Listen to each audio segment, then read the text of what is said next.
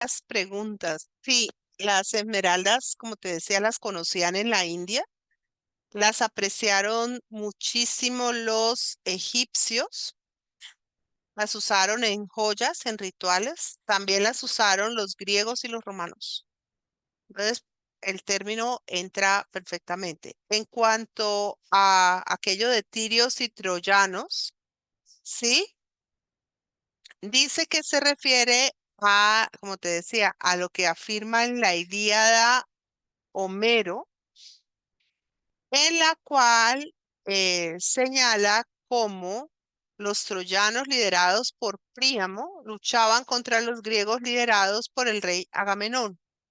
Los tirios, por otro lado, eran los habitantes de la ciudad de Tiro, ta, ta, ta, ta, ta, ta, ta, y parece ser que, aunque no estaban directamente involucrados en la guerra de Troya, se cree que algunos de ellos podrían haber luchado como mercenarios en el bando, en uno de los dos bandos. De manera que muy probablemente en el bando griego, en competencia con Troya. Bien, llegamos con nuestro precioso Alejandro. Alejandro, como les decía yo, era una personalidad que se caracterizaba por la magnanimidad generalmente. Son muy pocas las oportunidades en que Alejandro se sale de casillas. Tiro fue una de las ocasiones, la otra fue Persépolis, ¿no? La capital de los persas. Él era muy ecléctico religiosamente, había sido formado por Aristóteles para ser un gran rey, con una intención de conocimiento muy grande sobre el mundo y con unas concepciones muy claras sobre el Estado y la ciudad. Voy a aprovechar y cuento este pedacito. ¿Qué quiere decir? Que la mayoría de los gobernantes del mundo antiguo llegaban pues les enseñarían cosas de la religión, demás. Pero yo creo que muy difícilmente a un gobernante previo a Alejandro le enseñaron política. Y Alejandro aprende la política porque Aristóteles tiene dentro de sus campos de reflexión es más, Aristóteles dice que la política, el bios politikos, es el medio de vida de los seres humanos. Entonces Alejandro aprende una gran cantidad de cosas, o sea, cómo debe estar constituida la ciudad, cómo debe ser gobernada la ciudad, cómo se debe organizar, cómo se deben organizar el abastecimiento, la defensa, el agua, todo, todo. Y por eso Alejandría va a ser una ciudad tan maravillosa. Cuando él llega a la parte del Medio Oriente, tiene que pasar por ahí para poder seguir rumbo al enfrentamiento con los persas. Él va a entrar por el Medio Oriente, va a bajar, va a ir hasta Egipto, después de Egipto se devuelve, vuelve al Medio Oriente y ahí sí entra, ¿no? Hacia Persia. ¿Por qué hace este camino? Bueno, muchas personas te dicen, no hace esta ruta, Alejandro, porque él quería que el oráculo de Tebas lo ratificara como, ¿sí? Un dios. Sí, en parte sí, sí. Pero quien hace esta afirmación, yo misma la he hecho, yo creo que en alguna oportunidad, deja de lado algo que es muy importante, y es que Egipto, bueno, Egipto en ese momento está bajo el dominio persa, pero Egipto no es simplemente un lugar de templos y de dioses. Egipto en la antigüedad es el más grande granero del mundo. Dejar Egipto en manos de los persas era dejarle abierto al rey de Persia las despensas para sus ejércitos. Tomar Egipto, por el contrario, era aprovisionarse y tener en la retaguardia elementos lo suficientemente fuertes como para sustentarse. Por otro lado, Alejandro, que había estudiado con Aristóteles, sabía, tenía completamente claro que él necesitaba un aura de invulnerabilidad.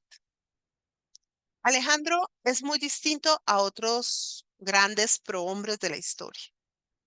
Un César, un Napoleón, son hombres valientes, pero no temerarios. Alejandro era temerario. Él había crecido con esta mamá, no sabemos si espantosa, maravillosa, horrorosa, lo que fuera, con esta mamá. La mamá se llamaba Olimpia y ella era una mujer que venía de un territorio que es, eh, ay, a ver, si es como la parte de Rumanía. Ella venía de los países del Peloponeso, ¿sí?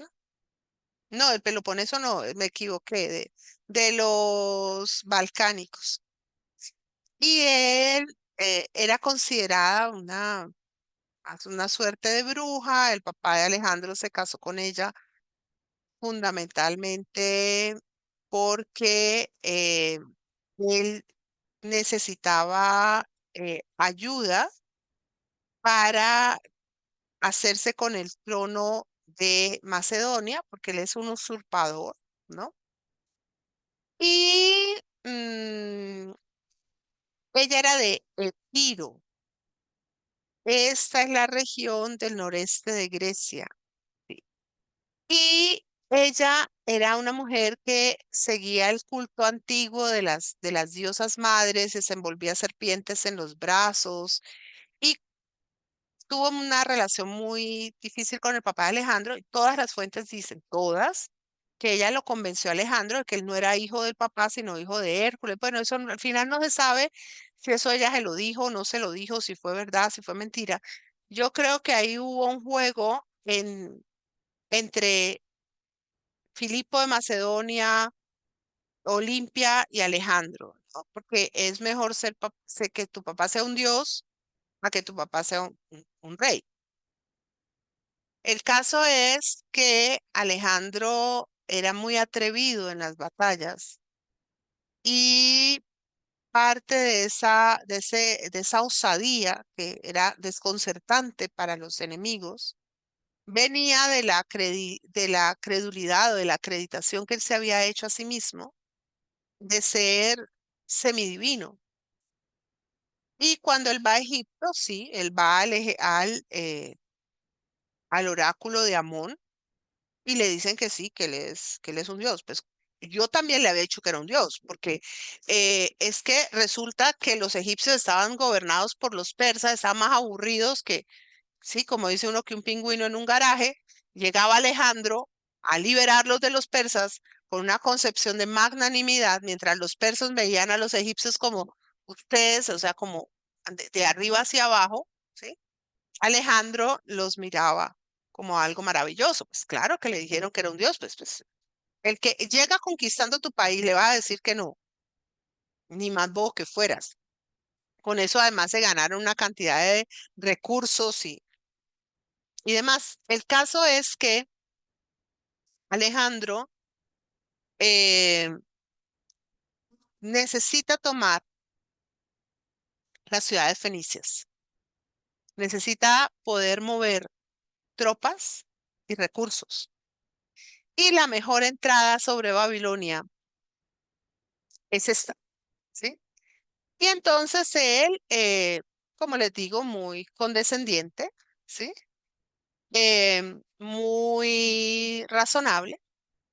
Él sabe un poco que a la tierra que fueres, haz lo que vieres. Y pues si estos tienen este Dios, pues yo voy y le rindo homenajes a ese Dios, me congracio con ese Dios, con los sacerdotes, y es mejor que hacer una guerra y me van a dar los recursos más fáciles, hago un trato de buen entendimiento. Entonces uno dice, bueno, y si eso era así, ¿qué fue lo que pasó? ¿Sí? ¿Qué fue lo que pasó cuando llegó Alejandro? Alejandro entró originalmente haciendo alianzas con las clases dominantes de las ciudades. Entró a Sidón, entró a Biblos.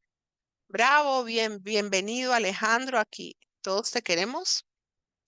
Y inicialmente dejó a estas personas favorables. Cuando estas personas no le fueron favorables, pues sí las fue reemplazando como era lógico.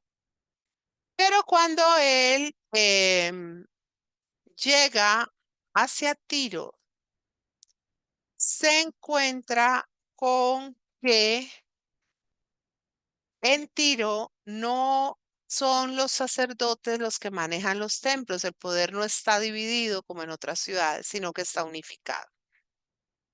El rey es como en Egipto, no un dios, pero sí el sacerdote más importante. Y Tiro está gobernada entonces sobre una base teocrática. Esto supone que el poder de los de los reyes se funda en ser los únicos que pueden administrar el bienestar a través del cuidado de los dioses. Alejandrito, de muy buena manera y con muchas ganas, les dijo, pues yo quiero ir a Tiro y quiero participar de las fiestas religiosas y quiero, que me parece que es importante hacerlo, ser quien presida los ritos religiosos en honor de Mercat. Era una ceremonia que los reyes de Tiro habían inventado, muy complicada. Si usted quiere dominar a un pueblo desde un proceso religioso artificioso, invéntese algo bien enrevesado, que solo usted se sepa las oraciones, que nadie las entienda y básese en la idea de que solamente usted puede acercarse a la imagen del Dios, porque el Dios a cualquier otro lo mata con un rayo. Y haga además unas demostraciones públicas con esa divinidad. En este caso, cada primavera se sacaba al dios Mercal, se lo llevaba en todo este proceso de ejercicio, es decir, de proyección del dios, donde el dios bendice a toda la isla, bueno, ta, ta, ta, ta. Y después de que el dios quedaba en su templo, la balsa se quemaba y la multitud cantaba himnos. ¿Se acuerdan que les conté que Urshu, que era el primer nombre de Mercal, venía a la isla flotante, ta, ta, ta, ta, ta, ta, ta, ta, ta, bueno, la isla, bueno, la balsa, la isla, todos los cuentos. Bien, entonces, pues, en primer lugar, para los reyes de Tiro, que un extranjero viniera a decirles, no es que ahora el que va a tocar la flauta voy a ser yo, el que va a poner al Dios, si yo era la única que podía acercarme al Dios. Y ahora viene el otro y me dice que no, que ahora es él. La desposesión de poder es enorme. Pero para el pueblo es horrible porque el pueblo piensa que solo si yo lo hago se da el renacimiento de el Dios, porque el Dios no se quemaba, porque no lo ponían ahí para que se quemara, renacía en medio de inciensos y de todo. Entonces era un volver a vivir. ¿Sí? Me explico. El Dios va en la barca, en una parte bajan el Dios, lo ponen en el templo, hacen la quema y aparece. O sea, crear misterios religiosos en ese sentido no era algo muy, pues era complejo, pero no muy difícil. ¿Sí? Los seres humanos hemos tenido la capacidad de hacer cosas así. Y obviamente, a través de esta ceremonia, el pueblo tirio se unía eran los únicos poseedores del gran misterio del renacimiento del Dios. Les digo cómo se me ocurre a mí que lo hacían. En la barca, eso era una isla, ¿no? En la barca salía, llegaba a un cierto punto donde los que llevaban la barca eran seguramente sacerdotes, la iban remolcando, cogían la imagen, ¿sí? Bien fuera que la metieran al agua y la volvieran a sacar por otro lado, luego llegaban al punto, quemaban la barza y luego la imagen reaparecía. Era una cosa bien. Y el pueblo tirio estaba fascinado con su ceremonia. Como les digo, Alejo llegó y dijo, hombre, pues yo también quiero participar. Y no lo hizo seguramente con mala intención. Él se sentía y él también estaba convencidito. No crean que era tan falso de que él era un semidios. Y esas cosas le encantaban. Le encantaba todos las cosas esotéricas y bueno. Y más que él quería sumarse todo lo que pudiera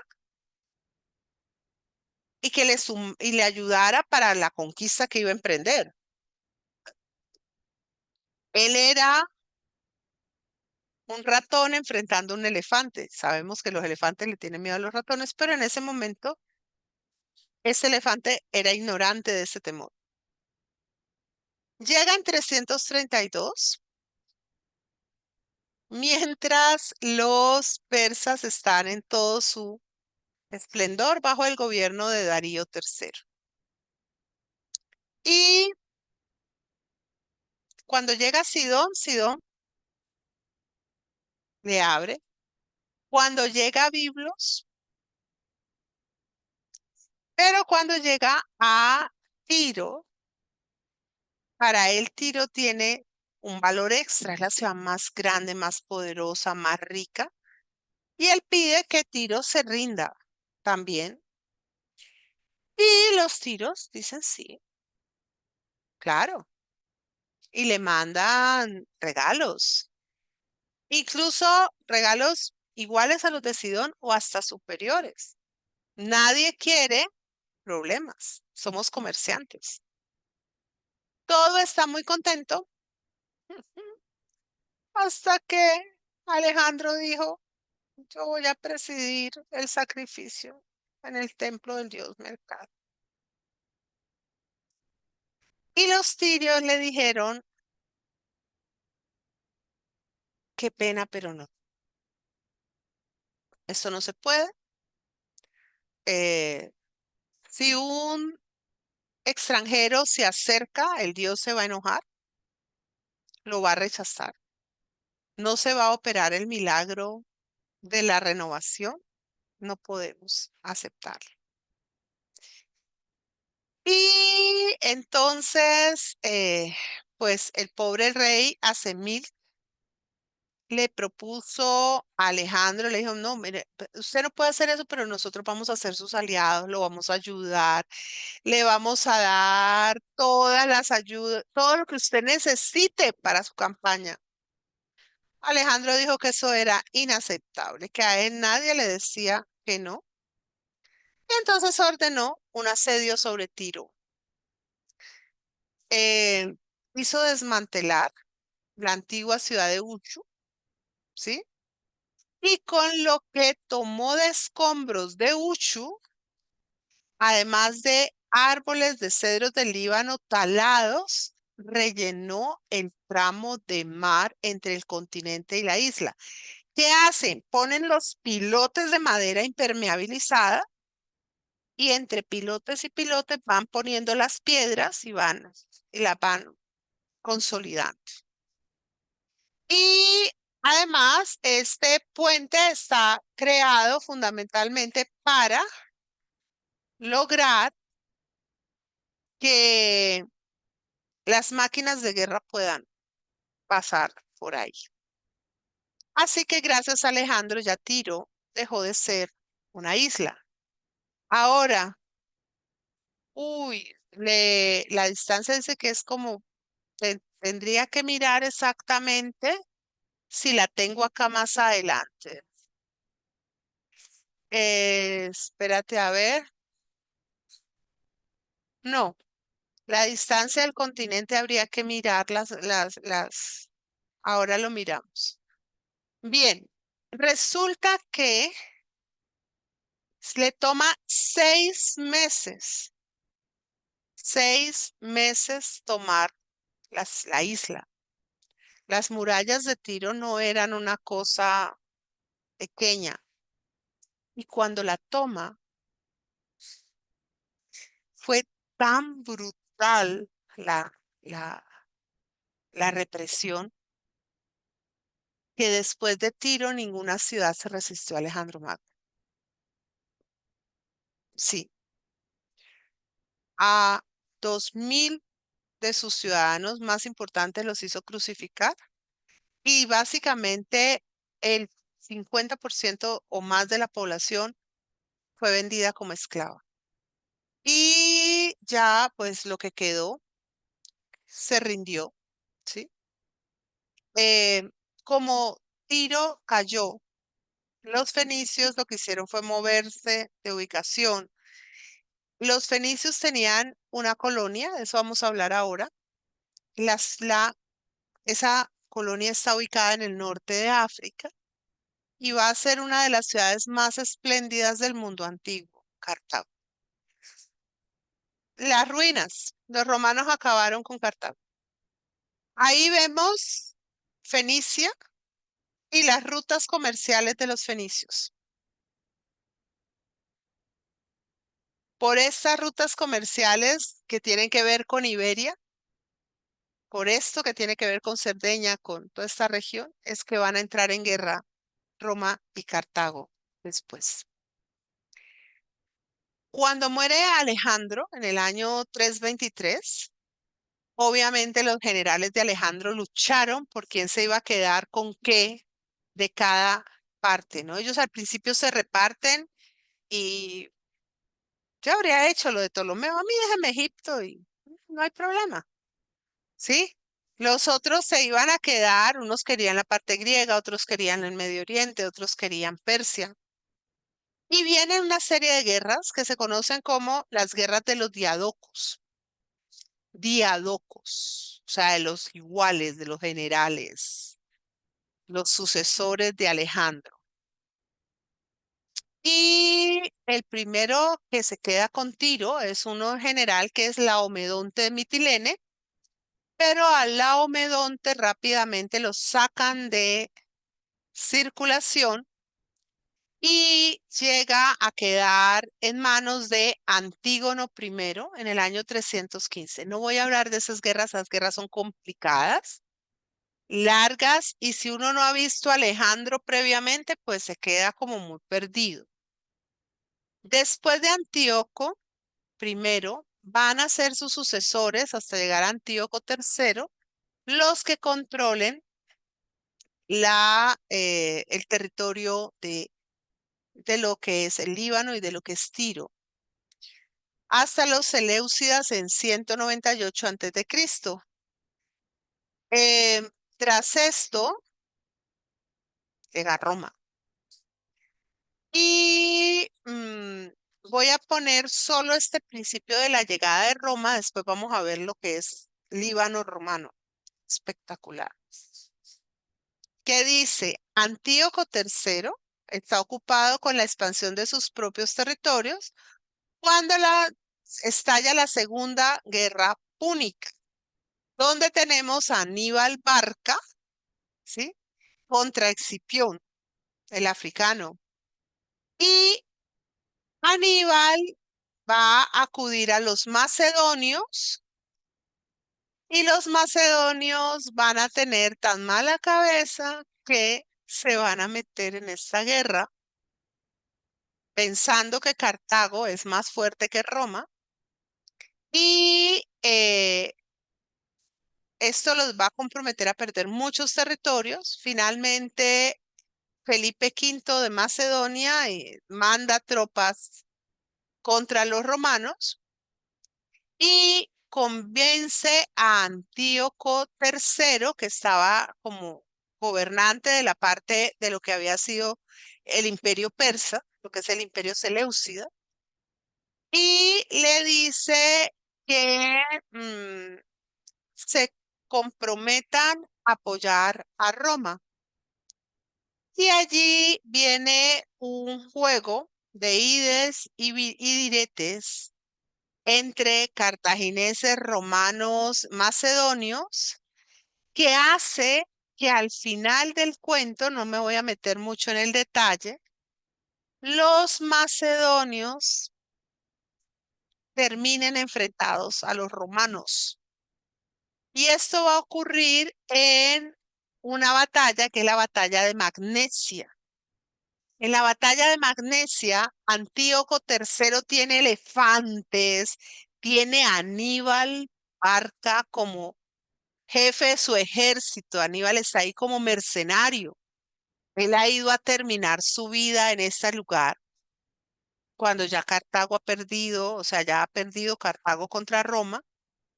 Y vienen los dos Escipiones, Escipión el africano y Escipión el asiático, el hermano menor de Publio Cornelio, lo enfrentan en Magnesia y Antíoco no permite que Aníbal dirija la batalla. Pierden en Magnesia. Cuando pierden en Magnesia, entonces lo que va a ocurrir es que van a firmar una paz, es la paz de Apamea de 188 antes de Cristo. Antíoco va a perder mucho territorio y le va a imponer unos grandes imperios, unos grandes impuestos a las ciudades fenicias. Miren, ese era el imperiecito de Antíoco III. Ujú. Bien, ya pasando los tiempos, pues los monarcas seleucidas van cada vez interesándose menos en el control efectivo de las ciudades y las ciudades como Tiro van a lograr su independencia en un año como el 126 antes de Cristo. En ese momento van a caer dentro de otro sartén las pobres, que es el de las guerras del rey Mitrídates. ¿Se acuerdan que cuando les hablé de Pompeyo les hablé de él? Del Ponto, que está en guerra contra Roma. Ahí se va a meter Tigranes el Grande, que es el yerno de Mitrídates. Y aunque Tiro se mantiene independiente, va a quedar sujeta a la deriva que se genera con estas guerras, o sea, ha sido guerra sobre guerra, y esto hace que la ciudad empiece a declinar económicamente hasta que llega Pompeyo Magno en el 64 antes de Cristo y reconstruye Tiro, la rehabilita, le vuelve a otorgar, le otorga beneficios que habían perdido los fenicios después de la derrota de Cartago y Roma reconstruye la ciudad. ¿Sí? Pero ya la ciudad nunca, nunca, nunca va a volver a ser independiente como había sido antes. Se mantiene vigente hasta que cae el Imperio Romano, ¿sí? Que es un tiempo que viene mucho más acá, hasta el siglo, digamos, con lo que va a ser el siglo cuarto antes de Cristo, pero sigue siendo una ciudad importante hasta el siglo séptimo, cuando entra el Islam. De esa partecita romana y eso demás, pues vamos a hablar después. Vámonos a una parte de la cultura, después venimos a hablar de Cartago para contarles sobre la reina Dido y uno que otro chisme. Nosotros ya habíamos hablado de la navegación, ¿cierto? de las ánforas. Esta parte del derecho y la administración no la comentamos, ¿cierto que no? Em, pero quiero mirar un poco acá. El idioma sí, el arte también. ¿No se acuerda? Em, ¿De las mujeres fenicias hablamos o no? ¿No?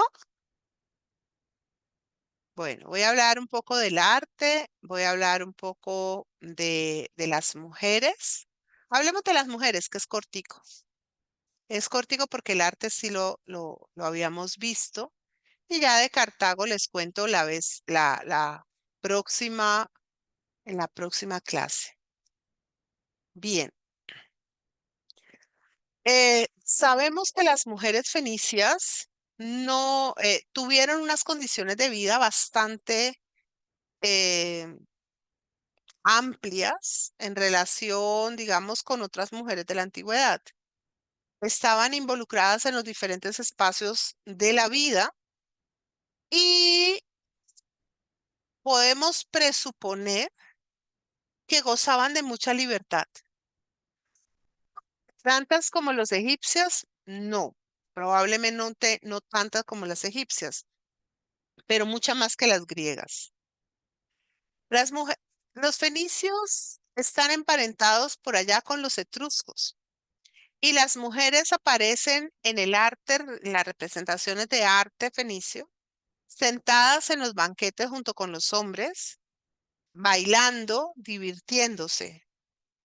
Asimismo, hay, digamos, notas que las registran como que sí se visten de una manera más moderada que los hombres. Los hombres eran más, usaban una mayor suntuosidad, pero, pero estaban siempre muy bien vestidas, muy bien cubiertas, pero también muy ornamentadas. Sabemos que tenían que ver en todo, en el comercio, en la administración, en la política, en la religión, en todos los espacios, y que las mujeres, a diferencia de lo que va a pasar con Roma o con otras sociedades, participan de las asambleas populares. Tenían voz y tenían, al parecer también, voto. El recuento histórico nos habla de una mujer de Sidón, ¿sí? De nombre impronunciable, que habría gobernado Sidón. Asimismo, vimos el caso de la famosa Jezabel. Y la próxima semana vamos a hablar de Dido, la más famosa quizás de todas las mujeres fenicias, que fue la fundadora de la maravillosa, de la única, de la extraordinaria ciudad de Cartago. Em, no sé si paramos allí o quieren que podemos parar para dejar Cartago para la semana entrante. Y les voy a decir por qué. Porque hoy la clase era fuerte, o sea, fue una parte más fuerte.